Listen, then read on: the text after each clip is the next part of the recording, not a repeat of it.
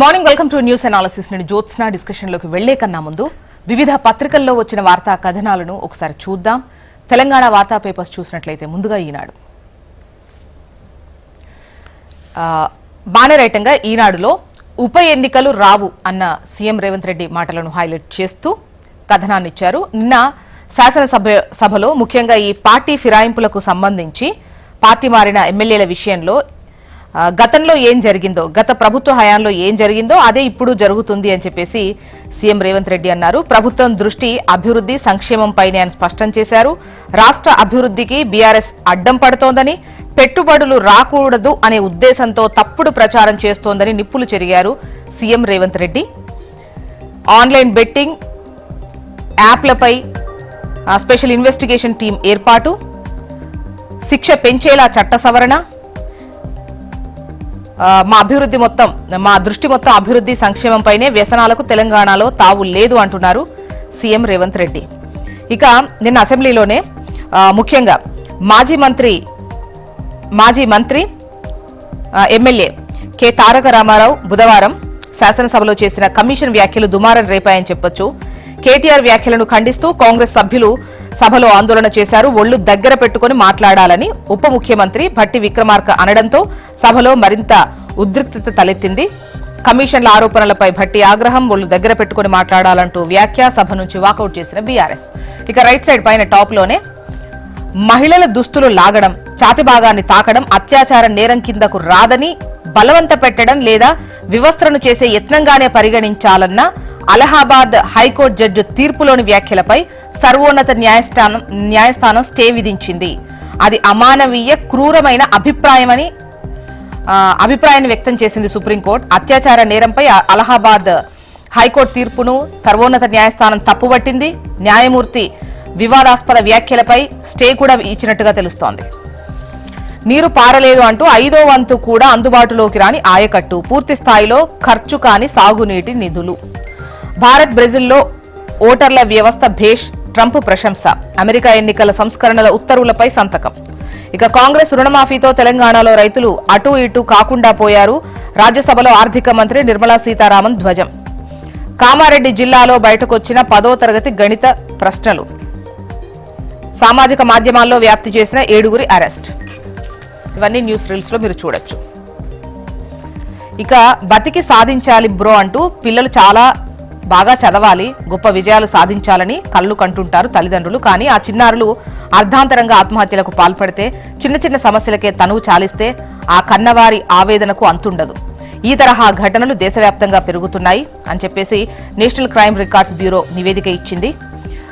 వీటికి మూల కారణాలు ఏంటి, అరికట్టే మార్గాలు ఏంటి అని చెప్పేసి ఒక ప్రత్యేక కథనం వేశారు. తర్వాత చూడండి. ఆంధ్రజ్యోతి చూద్దాం. ఉప ఎన్నికలు రావు. నిన్న అసెంబ్లీలో సీఎం రేవంత్ రెడ్డి అన్నటువంటి విషయాన్ని ఇక్కడ ప్రస్తావిస్తూ బ్యానర్ ఐటంగా ఆంధ్రజ్యోతి ఇచ్చింది. పార్టీ ఫిరాయింపులకు సంబంధించి గత ప్రభుత్వ హయాంలో ఏం జరిగిందో ఇప్పుడు అదే జరుగుతుంది, ఉప ఎన్నికలు రావు అని చెప్పేసి అన్నారు సీఎం రేవంత్ రెడ్డి. బీఆర్ఎస్ హయాంలో రానివి ఇప్పుడు ఎట్లా వస్తాయి, అప్పుడున్న రాజ్యాంగమే ఇప్పుడు ఉంది.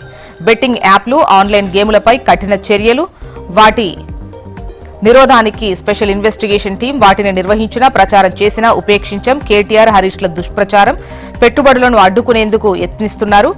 వారి పోటీ తలనొప్పిగా మారింది. గచ్చిబౌలిలో ఓ వ్యక్తికి గతంలో ఇచ్చిన భూమిని సుప్రీంలో గెలిచి స్వాధీనం చేసుకున్నారు శాసనసభలో ముఖ్యమంత్రి రేవంత్ రెడ్డి. ఇక కేటీఆర్ ఒళ్లు దగ్గర పెట్టుకుని మాట్లాడు అన్న మంత్రి భట్టి విక్రమార్క. మేం ఓ బాధ్యతతో రాజకీయాల్లోకి వచ్చాం, మీలా అడ్డగోలుగా దోచుకోవడానికి రాలేదు, మీ పాపాల వల్లే బిల్లులన్నీ పెండింగ్ అన్న భట్టి విక్రమార్క. 30% కమిషన్లు తీసుకుంటున్నారంటూ కేటీఆర్ చేసిన వ్యాఖ్యలపై అట్టుడికిన సభ. ఇక మా సీఎం మంచోడు, అందుకే మీరు 15 నెలలుగా ప్రశాంతంగా ఉన్నారు అంటున్నారు రాజగోపాల్ రెడ్డి. మరో 1000 జన్మలెత్తిన బీఆర్ఎస్ కు అధికారం కలే అంటున్నారు ఆయన. రాపై ఆంక్షలు విధించండి. సిక్కు వేర్పాటువాదుల హత్య కుట్రలో రా పాత్ర. అమెరికా ప్రభుత్వానికి మత స్వేచ్ఛ కమిషన్ సిఫార్సు. భారత్లో మత స్వేచ్ఛ క్షీణించిందంటూ నివేదిక. ఆందోళనకర దేశంగా ప్రకటించాలని ప్రతిపాదన. భారత గూఢాచార సంస్థ రీసెర్చ్ అండ్ అనాలిసిస్ వింగ్ రాపై ఆంక్షలు విధించాలని అంతర్జాతీయ మత స్వేచ్ఛపై అమెరికా కమిషన్ సిఫార్సు చేసింది. నెక్స్ట్ నమస్తే తెలంగాణ. ఉప ఎన్నికలు రావు, ఇది రేవంత్ తీర్పు. ఎవరు ఎటువైపు వచ్చినా బై ఎలక్షన్స్ ఉండవు. అసెంబ్లీ సాక్షిగా ఫిరాయింపులకు సీఎం అభయం. కేసు సుప్రీంకోర్టులో ఉండగానే ప్రకటించిన ముఖ్యమంత్రి కోర్టు పరిధిలోని అంశాన్ని ఎలా ప్రస్తావిస్తారు? పార్లమెంటరీ రూల్స్ ను ఎలా ఉల్లంఘించారు? అసెంబ్లీలో BRS point of order supreme court కన్నా గొప్ప అనుకుంటున్న రేవంత్ రెడ్డి ఆ వ్యాఖ్యల్ని కోర్టు దృష్టికి తీసుకెళ్తామన్న కేటీఆర్. ఇక కమిషన్ల వివాదం, సభలో వాగ్వాదం అంటూ ముఖ్యంగా సచివాలయంలో కాంట్రాక్టర్లు ధర్నాలు చేస్తారెలా మీ ఎమ్మెల్యేలే ఆరోపించారు. వాటికి ప్రభుత్వం జవాబు చెప్పాలి. అసెంబ్లీ సాక్షిగా విరుచుకుపడ్డ కేటీఆర్ ఒళ్లు దగ్గర పెట్టుకుని మాట్లాడాలంటూ డిప్యూటీ సీఎం భట్టి విక్రమార్క బెదిరింపులు. కేటీఆర్ వ్యాఖ్యలను రికార్డుల నుంచి తొలగిస్తున్నట్టు ప్రకటించిన ప్యానెల్ స్పీకర్. డిప్యూటీ సీఎం వ్యాఖ్యలను తొలగించాలన్న బీఆర్ఎస్, మైక్ ఇవ్వని సభాపతి. భట్టి వ్యాఖ్యలకు నిరసనగా బీఆర్ఎస్ సభ్యులు వాకౌట్. అసెంబ్లీ గేటు ముందు ధర్నా. ఇక ధరల మంట, కొలువు తంట అంటూ మోదీ సర్కార్ అతిపెద్ద వైఫల్యాలివే ఇండియా టుడే సర్వేలో వెల్లడి అంటూ కథనాన్ని నమస్తే తెలంగాణ ఇచ్చింది. ఏపీ వార్తా విశేషాల్లోకి వెళ్దాం.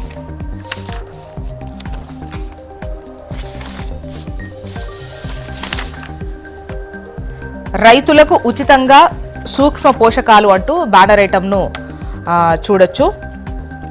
ఆక్వా రైతులకు 1.5 రూపాయలకు రూపాయిన్నరకే యూనిట్ విద్యుత్. 5 హబ్లుగా రాష్ట్రంలో అభివృద్ధి.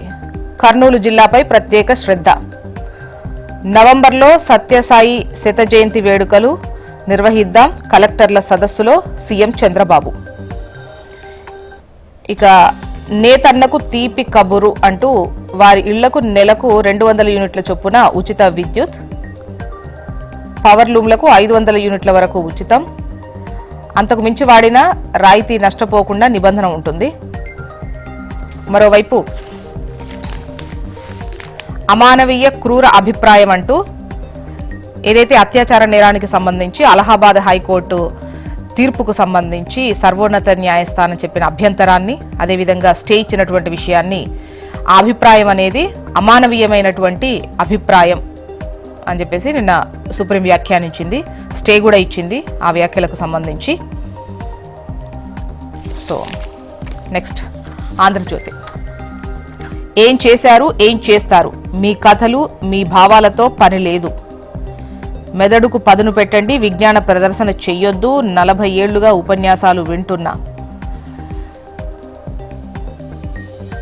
శ్రీకాకుళంలో మంత్రులు ఉన్నారు, కానీ అభివృద్ధిలో జిల్లా అట్టడుగున ఉంది. నేతలు అధికారులు కలిసి పనిచేయాలి. కలెక్టర్ల సదస్సులో సీఎం దిశానిర్దేశం అంటూ నిన్న 2వ రోజు కలెక్టర్ల సదస్సు జరిగింది. సో జిల్లాల వారీగా ప్రజెంటేషన్స్ ఇచ్చారు. అభివృద్ధి ఏంటి, ఏ విధంగా ముందుకెళ్ళాలి, ఎలా ఉంది ప్రస్తుతం, ఎటువంటి సమస్యలు ఉన్నాయి, సో ఏం చేశారు, ఇక ఏం చేయాల్సినటువంటి అవసరం ఉంది, సొంత ఆలోచనలు కాదు అభివృద్ధి ధ్యేయంగా ముందుకెళ్లాలి అని చెప్పేసి సీఎం సూచించారు. అదే ఇక్కడ హైలైట్ చేశారు. పోలవరం నిర్వాసితులకు మరో 6,270 కోట్లు నేరుగా ఖాతాల్లో వేసేందుకు కార్యాచరణ. నిర్మాణానికి సమాంతరంగా పునరావాసం. నేడు ప్రాజెక్టు వద్దకు ముఖ్యమంత్రి. నెక్స్ట్ సాక్షి. ప్రభుత్వం ఫెయిల్, వైఎస్ఆర్ జిల్లాలో 10th లెక్కల పేపర్ లీక్ అంటూ వార్తను హైలైట్ చేస్తూ కథనాన్ని ఇచ్చారు. ఇక ఇఫ్తార్ విందుకు హాజరైన వైఎస్ జగన్. మొత్తానికి ఇవి ఇవాళ వివిధ పత్రికల్లో వచ్చినటువంటి వార్తా కథనాలు. ఇప్పుడు ఒక చిన్న బ్రేక్ తీసుకుందాం. బ్రేక్ తర్వాత డిస్కషన్లోకి వెళ్దాం. Stay tune.